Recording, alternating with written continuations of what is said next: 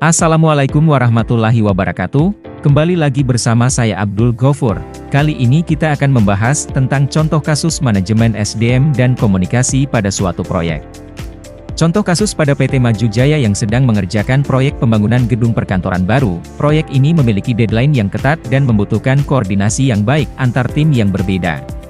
Namun dalam pengerjaannya ada masalah dengan manajemen SDM dan komunikasi, seperti kurangnya tenaga ahli di bidang tertentu, kurangnya pelatihan dan pengembangan untuk meningkatkan keterampilan karyawan, motivasi karyawan yang rendah, kurangnya komunikasi antara tim dan departemen.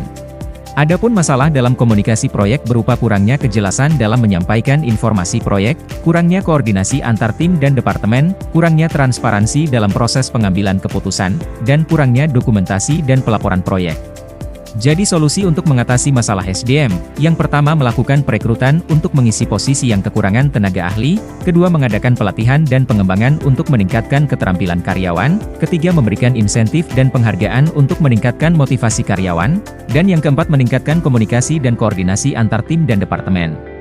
Dan untuk solusi masalah komunikasi dalam proyek yang pertama kita dapat menyusun rencana komunikasi yang jelas dan terstruktur. Kedua melakukan pertemuan rutin antar tim dan departemen untuk membahas kemajuan proyek. Ketiga meningkatkan transparansi dalam proses pengambilan keputusan. Dan yang keempat meningkatkan dokumentasi dan pelaporan proyek. Dengan menerapkan solusi-solusi di atas, PT Maju Jaya dapat meningkatkan efektivitas manajemen SDM dan komunikasi proyek.